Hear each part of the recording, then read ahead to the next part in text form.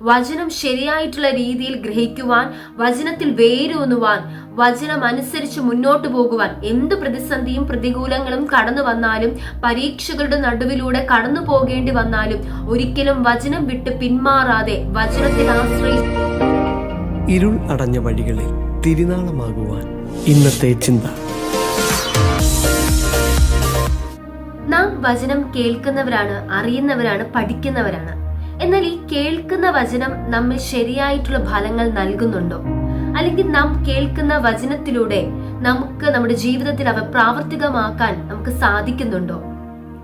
യേശു കർത്താവ് തന്റെ വചന ശുശ്രൂഷകൾ ഉടനീളം ഉപമകളിലൂടെയാണ് കൂടുതലും നിർവഹിച്ചിരുന്നത്. കാരണം അന്നത്തെ ജനത്തിന് വിദ്യാഭ്യാസം കുറവായിരുന്നു, അറിവ് കുറവായിരുന്നു. അപ്പോൾ ഇതുപോലുള്ള ഉപമകളിലൂടെയാണ് അവരുടെ ദൈവവചനത്തിലേക്ക് നയിച്ചത്, അല്ലെങ്കിൽ സ്വർഗരാജ്യത്തിന്റെ മർമ്മം അവർക്ക് തെളിയിച്ചു കൊടുത്തത്.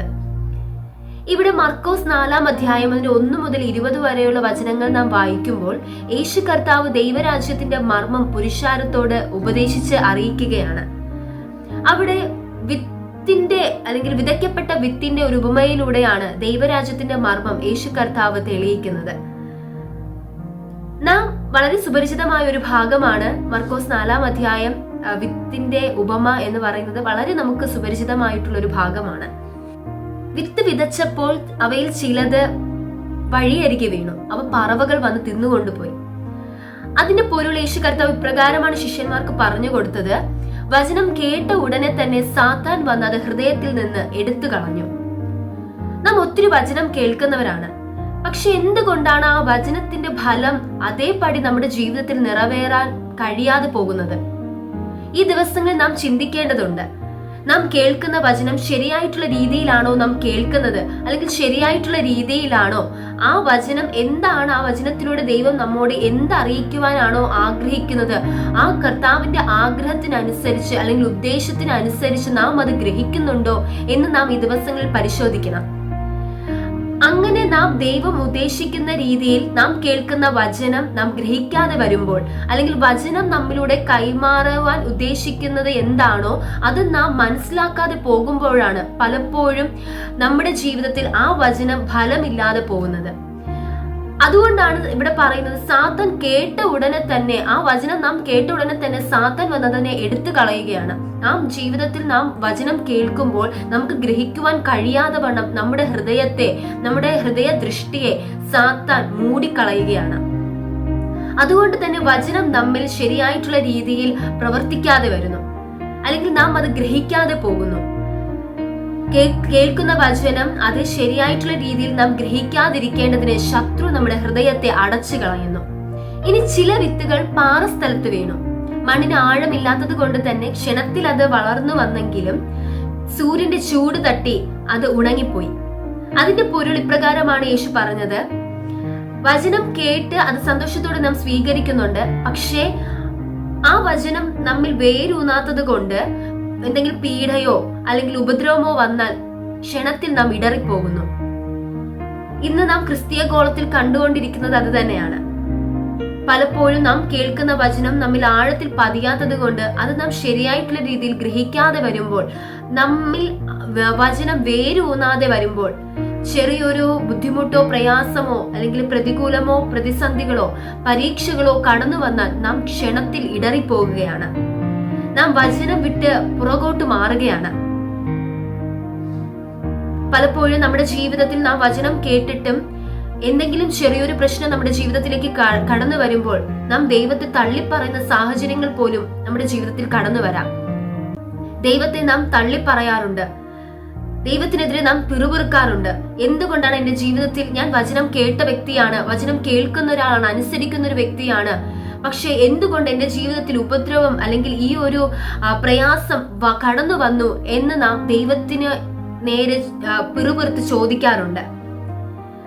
ഇതിനെയൊക്കെ കാരണമെന്ന് പറയുന്നത്, നാം കേൾക്കുന്ന വചനം ആ സമയത്ത് നാം സന്തോഷത്തോടെ അത് അംഗീകരിച്ച് നാം സ്വീകരിക്കുന്നുണ്ട്, ആമേനൊക്കെ പറഞ്ഞ് നാം അത് അക്സെപ്റ്റ് ചെയ്യുന്നുണ്ട്. പക്ഷെ എവിടെയൊക്കെയോ ശത്രു അതിനെ ആ ശരിയായിട്ടുള്ള ഫലം പുറത്തു വരാതെ ഇരിക്കേണ്ടതിന് നാം കേട്ട വചനത്തിൽ വേരില്ലാണ്ടിരിക്കുവാൻ, അല്ലെങ്കിൽ അവയുടെ അത് നാം ശരിയായിട്ടുള്ള രീതിയിൽ ഗ്രഹിക്കാതിരിക്കുവാൻ അതിനെ ശത്രു മറച്ചു കളയുന്നു. കേൾക്കുന്ന വചനം നമ്മിൽ ആഴത്തിൽ പതിയാതിരിക്കേണ്ടതിന്, വചനത്തിൽ നാം വേരൂന്നാതിരിക്കേണ്ടതിന് ശത്രു പല സാഹചര്യങ്ങളിലും വചനങ്ങളെ മറച്ചു വയ്ക്കുന്നു. എന്നാൽ ഈ ദിവസങ്ങളിൽ പ്രാർത്ഥനയാൽ നമുക്കതിനെ മറികടക്കുവാൻ സാധിക്കും. വചനം കൂടുതൽ നാം ആഴത്തിൽ വായിക്കുക, കൂടുതൽ സമയമെടുത്ത് നാം വായിക്കുക. എന്താണ് കർത്താവ് നമ്മിലൂടെ കൈമാറുവാൻ, ആ വചനത്തിലൂടെ കൈമാറുവാൻ ആഗ്രഹിക്കുന്നത്, അവ നാം മനസ്സിലാക്കിയെടുക്കുക.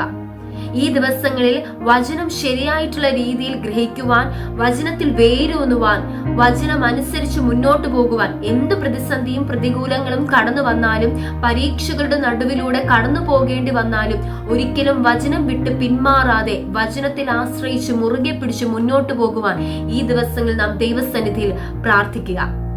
ഇനി ചില വിത്തുകൾ മുള്ളിനിടയിൽ വീണു, മുള്ളു വന്ന് അതിനെ ഞെരുക്കി കളഞ്ഞു. അതിന്റെ പൊരുൾ യേശു കർത്താവ് ഇപ്രകാരമാണ് പറഞ്ഞത്: ഈ ലോകത്തിന്റെ ചിന്തകളും ധനത്തിന്റെ വഞ്ചനയും മറ്റു മോഹവിഷയങ്ങളും കടന്നു വന്ന് വചനത്തെ ഞെരുക്കി അതിനെ നിഷ്ഫലമാക്കി കളയുന്നു. ഇന്ന് നമ്മുടെ ജീവിതത്തിൽ ഏറെ നാം ശ്രദ്ധിക്കേണ്ട ഒരു കാര്യമാണ്, വചനം കേൾക്കുമ്പോൾ നാം വളരെ ശ്രദ്ധയുള്ളവരായിരിക്കണം. പലപ്പോഴും നാം വചനം കേൾക്കുമ്പോൾ അല്ലെങ്കിൽ വചനം വായിക്കുമ്പോൾ അത് ഗ്രഹിക്കാതിരിക്കുവാൻ ശത്രു നമ്മുടെ ഹൃദയത്തിലേക്ക് പലവിധ ചിന്തകൾ കൊണ്ടുവരാം.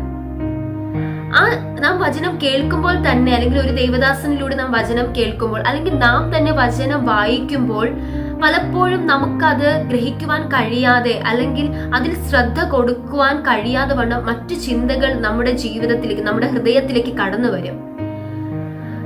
ശത്രുവിന്റെ ഏറ്റവും വലിയ തന്ത്രമാണ് കേൾക്കുന്ന വചനം നമ്മിൽ ഫലം കാണാതിരിക്കുവാൻ, അല്ലെങ്കിൽ നാം വചനം കേൾക്കാതിരിക്കുവാൻ നമ്മുടെ ഹൃദയത്തിലേക്ക് പലവിധ ചിന്തകൾ അല്ലെങ്കിൽ ഭാരങ്ങൾ കൊണ്ടിടുക എന്നുള്ളത്.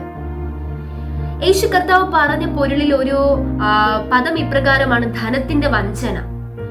ഇന്ന് നാം ലോകത്തെ നോക്കുമ്പോൾ നമുക്ക് ഇത് തന്നെയാണ് കാണുവാനായി സാധിക്കുന്നത്.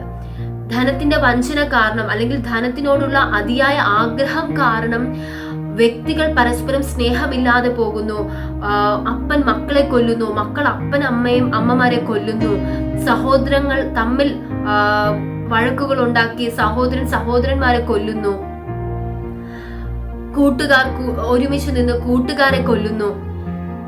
ഇങ്ങനെ ഒത്തിരി അനുഭവങ്ങളാണ് നാം ഇന്ന് ലോകത്തിൽ നമ്മുടെ ചുറ്റും കണ്ടുകൊണ്ടിരിക്കുന്നത്. എന്തുകൊണ്ടാണ് ഈ സംഭവങ്ങളൊക്കെ നമ്മുടെ ലോകത്തിൽ നടക്കുന്നത്? ഹൃദയത്തിൽ വചനമില്ല, അല്ലെങ്കിൽ വചനം ആഴത്തിൽ പതിയുന്നില്ല. നാം ശ്രദ്ധിക്കേണ്ട ഒരു കാര്യം എന്ന് പറഞ്ഞൊരു ദൈവ പൈതൽ എന്ന നിലയിൽ നാം ശ്രദ്ധിക്കേണ്ട കാര്യം, കേൾക്കുന്ന വചനം നാം ഗ്രഹിക്കുകയും അത് കേൾക്കാതിരിക്കുവാൻ നമ്മുടെ ഹൃദയത്തിലേക്ക് ശത്രു കൊണ്ടുവരുന്ന ചിന്തകളെ നാം തിരിച്ചറിഞ്ഞ് അവയെ ബ്ലോക്ക് ചെയ്യുകയും ചെയ്യുക എന്നുള്ളതാണ്. ഈ ദിവസങ്ങളിൽ, ഈ കാലഘട്ടത്തിൽ നാം വചനത്തിൽ അടിയുറച്ചവരായിരിക്കണം. വചനമില്ലാതെ ഒരു നിമിഷം പോലും നമുക്ക് മുന്നോട്ട് പോകുവാൻ കഴിയത്തില്ല. വചനം കൂടാതെ നമുക്ക് മുന്നോട്ട് സഞ്ചരിക്കുവാൻ, അല്ലെങ്കിൽ മുന്നോട്ട് ഒരു ചുവട് പോലും ചലിക്കുവാൻ കഴിയാത്തൊരവസ്ഥയിലാണ് നാം കടന്നു വന്നിരിക്കുന്നത്. അതുകൊണ്ട് തന്നെ ഈ ഒരു കാലഘട്ടത്തിൽ നാം വചനത്തിൽ വേരൂന്നിയവരായിരിക്കണം, വചനത്തിൽ നാം ആശ്രയിക്കുന്നവരാകണം. ഇനി നാലാമതായി നാം ചിന്തിക്കുമ്പോൾ, വിതച്ച വിത്തിൽ ചിലത് നല്ല സ്ഥലത്ത് വീണു. നല്ല സ്ഥലത്ത് വീണത് കൊണ്ട് തന്നെ അത് 30, 60, 100 മേനിയായി ഫലം കൊടുത്തു. നാം വചനം കേൾക്കുകയും അത് ഗ്രഹിക്കുകയും അത് അനുസരിക്കുകയും അംഗീകരിക്കുകയും ചെയ്യുക. ഒരു അംഗീകരിക്കപ്പെട്ട വചനം മാത്രമേ നമുക്ക് ഫലം നൽകുകയുള്ളൂ. നാം വചനം കേൾക്കുന്നതോടൊപ്പം അത് ഗ്രഹിക്കുകയും അംഗീകരിക്കുകയും കൂടി ചെയ്തു കഴിഞ്ഞാൽ, ആ വചനം നമ്മുടെ ജീവിതത്തിൽ നാം അനുസരിക്കുകയും കൂടി ചെയ്തു കഴിഞ്ഞാൽ അത് 30, 60, 100 മേനിയായി നമുക്ക് ഫലം നൽകും. നാം അംഗീകരിക്കാത്ത വചനം നമ്മിൽ ഫലം നൽകത്തില്ല. നാം ഗ്രഹിച്ചില്ല എങ്കിൽ, നാം നമ്മുടെ ശത്രു കൊണ്ടുവരുന്ന, നമ്മുടെ ജീവിതത്തിലേക്ക് ശത്രു കൊണ്ടുവരുന്ന പദ്ധതികൾക്കനുസരിച്ച് ചിന്തകളിൽ മുഴുകി, അല്ലെങ്കിൽ ഈ ലോകത്തിന്റെ മോഹങ്ങൾക്ക് പുറകെ പോയി വചനം നാം തെറ്റിച്ചു കളഞ്ഞാൽ, അല്ലെങ്കിൽ വചനം നാം അംഗീകരിക്കാതെ ഗ്രഹിക്കാതിരുന്നു കഴിഞ്ഞാൽ ആ വചനത്തിലൂടെ നമുക്ക് ഫലം കണ്ടെത്തുവാനായി സാധിക്കത്തില്ല. ഈ ദിവസങ്ങളിൽ വചനമനുസരിച്ച്, വചനത്തിൽ ആശ്രയിച്ച് കേൾക്കുന്ന വാഗ്ദത്തത്തെ മുറുകെ പിടിച്ചുകൊണ്ട് ഈ ലോകത്തിന്റെ ചിന്തകളിൽ നിന്നും മോഹങ്ങളിൽ നിന്നും നമുക്ക് മാറി ആത്മാവിന്റെ ഫലങ്ങൾ പുറപ്പെടുവിക്കുന്നവരായി തീരാം. അതിനായി ദൈവം നമ്മെ സഹായിക്കട്ടെ. God bless you all. Amen.